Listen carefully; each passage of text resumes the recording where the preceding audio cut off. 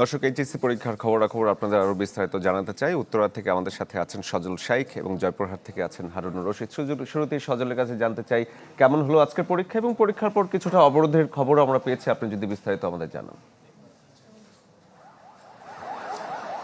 শরীফ, অবরোধ গতকালকেও কিন্তু করেছিল শিক্ষার্থীরা। তাদের যে দাবি, সেই দাবি ছিল যে পরীক্ষা পেছানো সহ শিক্ষামন্ত্রীর পদত্যাগ।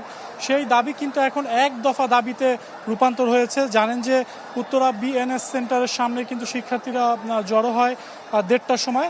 1:30টার পর থেকেই কিন্তু তারা রাস্তা অবরোধ করে রাখে রাস্তার দুই পাশে, এবং যার ফলে কিন্তু দেখা যাচ্ছে যে রাস্তার দুই পাশে তীব্র যানজটের সৃষ্টি হয়েছে। ঢাকামুখী এবং গাজীপুরমুখী যেই যানবাহন রয়েছে, সেই যানবাহন কিন্তু তীব্র রোদের মধ্যে কিন্তু তারা অপেক্ষা করছে যাত্রীসহ। এবং শিক্ষার্থীদের সাথে কথা বলেছি, শিক্ষার্থীরা যেটি বলছে, তাদের যেই দাবি ছিল, সেই দাবি শিক্ষামন্ত্রীর পদত্যাগ, এই দাবিতে তারা অনড় রয়েছে। এবং বাংলা কিউআর যেখানে, নগদ পেমেন্ট সেখানে।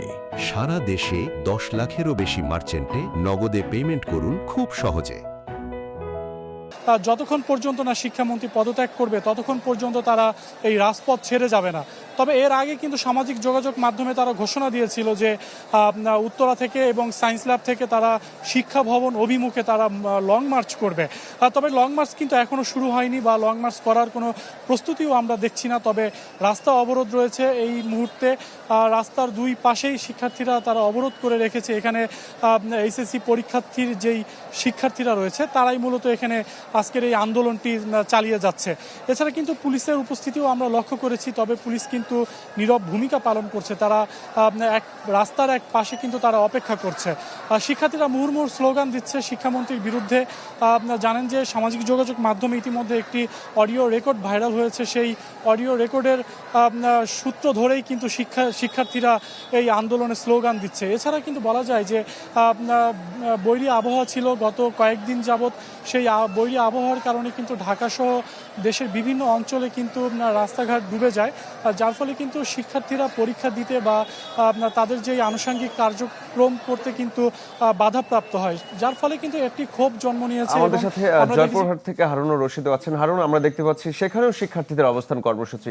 পরীক্ষা এবং তাদের কর্মসূচি সম্পর্কে বিস্তারিত যদি বলেন আমাদের। শরীফ, জয়পুরহাটে আজকে যে এইচএসসি পরীক্ষার শিক্ষার্থীরা, তারা কিন্তু শিক্ষামন্ত্রীর পদত্যাগের দাবিতে তারা রাস্তায় নেমেছে। তারা পরীক্ষা শেষে কিন্তু তারা বাটার মোড় হয়ে এখন এই মুহূর্তে জয়পুরহাট শহরের 0 পয়েন্ট কাছুর মোড়ে তারা শিক্ষার্থীরা অবস্থান করছে।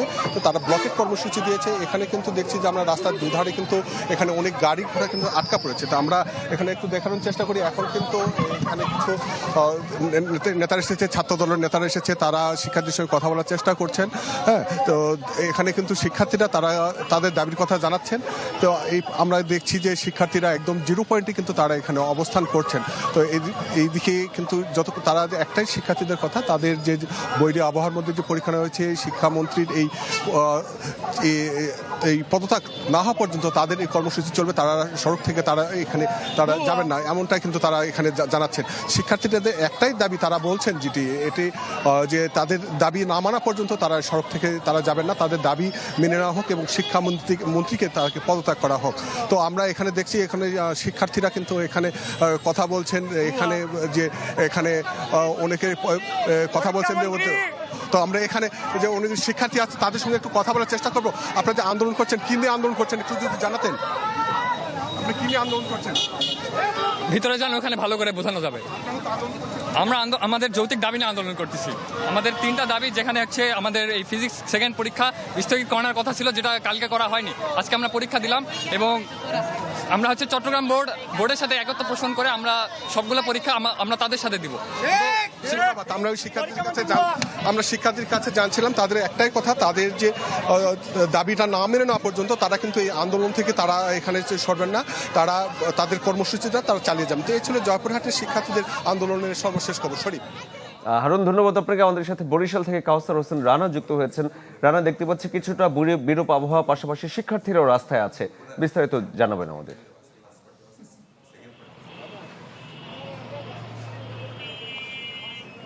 শরীফ, বৈরী আবহাওয়ার মাঝেও শিক্ষার্থীরা সড়কে নেমে এসেছেন তাদের দাবি দেওয়া আদায়ের লক্ষ্যে, এবং এই মুহূর্তে তারা বরিশাল শিক্ষা বোর্ডের সামনে অবস্থান নিয়েছে। বরিশালের যে বিআরটিসি ডিপো রয়েছে সেই ডিপোর সামনে থেকে তারা মিছিল সহকারে এখানে আসে এবং প্রথমেই তারা এখানে এসে সড়কটিকে অবরোধ করে এবং অবরোধের এক পর্যায়ে যখন বৃষ্টি বেশি আসে তখন তারা এখান থেকে সরেছে এবং পাশে ঊর্ধ্বতন কর্তৃপক্ষ যারা রয়েছে শিক্ষা বোর্ড এবং পুলিশ রয়েছে তাদের সাথে তারা এখন আসলে কথা বলছে যে পরবর্তীতে তারা কি করবে। এখানে সড়ক অবরোধ করে রেখে তারা বেশ কিছু সময় ছিল, সেখান থেকে আবার সড়কের পাশেই তারা এই যে শিক্ষা বোর্ডের সামনে যারা রয়েছেন ঊর্ধ্বতন কর্তৃপক্ষ তাদের সাথে কথা বলছে এবং আমরা দেখছি যে সড়কটি তারা ছেড়ে দিলেও কিন্তু বিশ্ববিদ্যালয়ের সামনের যে জায়গাটি সেখানে তারা বসে পড়েছে। হ্যাঁ, সেখানে আমরা দেখছি যে তারা বসে রয়েছে এবং পুলিশের যারা ঊর্ধ্বতন কর্মকর্তা রয়েছেন তাদের সাথেও কথা বলার চেষ্টা করছেন। আমরা শিক্ষার্থীদের সাথে জানিয়েছি, তারা যেটি বলেছেন যে এর আগেও গতকাল থেকে তারা যে দাবিগুলো জানিয়ে আসছে, বিশেষ করে পরীক্ষা পদ্ধতি এবং পরীক্ষায় অতিরিক্ত কঠিন প্রশ্ন করা হয়েছে এমনটি তারা দাবি করেছিলেন এবং কিছু দর্শক, দেশের বিভিন্ন জায়গা থেকে আমাদের সহকর্মীরা যুক্ত হয়েছিলেন এবং জানাচ্ছিলেন শিক্ষার্থীদের যে কর্মসূচি চলছে তারা যা চাচ্ছেন সরকারের কাছে সে বিষয়ে।